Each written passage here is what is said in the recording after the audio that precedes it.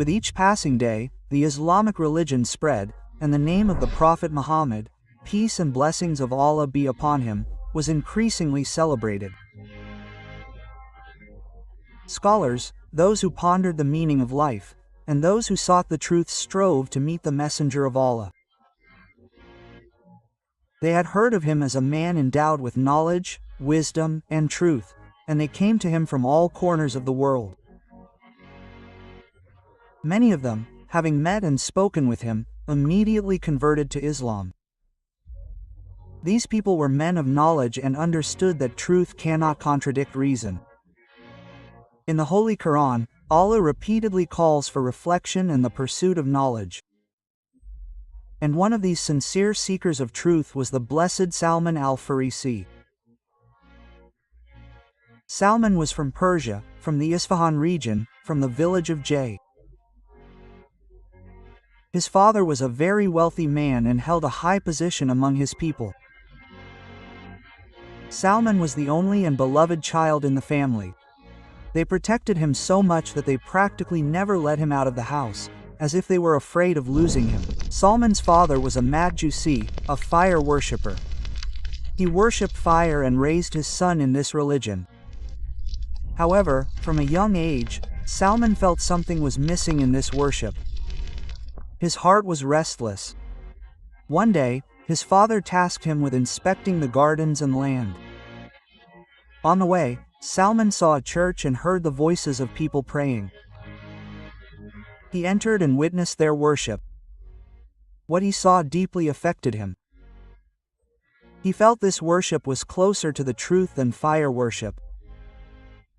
When he returned home and told his father about this, he became very angry. Fearing that his son would abandon the religion of his ancestors, his father chained him and locked him in the house. But Allah had already opened Salman's heart. He managed to free himself and left his home, traveling to Sham with a caravan. Thus began his long journey in search of truth.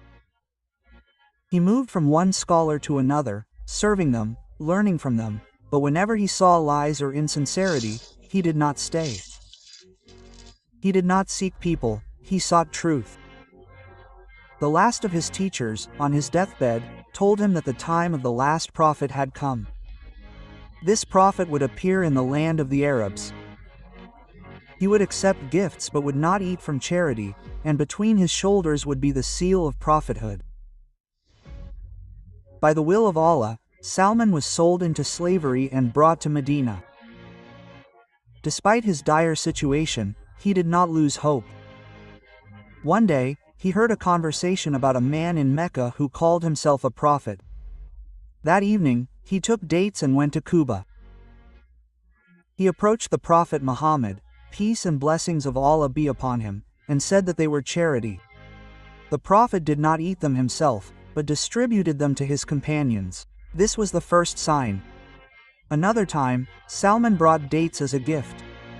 The Prophet accepted them and ate with his companions. This was the second sign. Then Salman saw the seal of prophethood between the shoulders of the Messenger of Allah.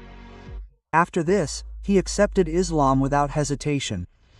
However, he still remained a slave. According to the agreement with his master, he had to pay a ransom. The Prophet Muhammad, peace and blessings of Allah be upon him, helped him with this, and by the grace of Allah, a miracle occurred. The gold became exactly the weight needed for his freedom.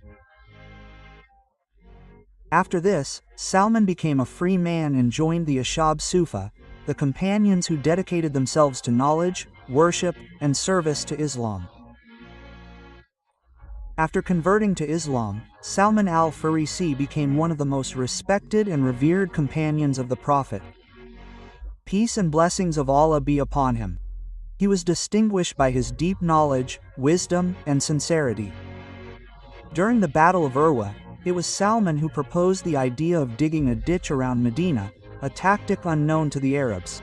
Thanks to this, by the will of Allah, the Muslims were protected from their enemies. The Prophet then said, "Salman is one of us, from Alab." This was a great honor for a man who was not of Arab descent.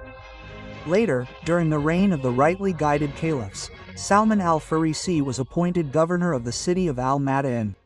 Despite his high position, he lived very modestly, earned his living through his own labor and distributed much of his wealth to the poor. He was an example of how knowledge, humility, and sincerity elevate a person before Allah. He was not proud of his position and always reminded people of the afterlife. Salman al-Farisi lived a long life. Some riwayat mention that he was already in old age when he met the Prophet, peace and blessings of Allah be upon him. His exact age is unknown. However, scholars agree that he lived an unusually long and blessed life. The story of Salman al-Farisi is the story of a man who was not afraid to leave everything for the sake of truth. He journeyed from fire worship to Islam, from a slave to a great companion, from a wanderer to one of the most revered figures in the Ummah. This is a reminder to each of us. The truth is worth any sacrifice, and Allah never abandons those who sincerely seek it. Subscribe to the channel and never miss a new video.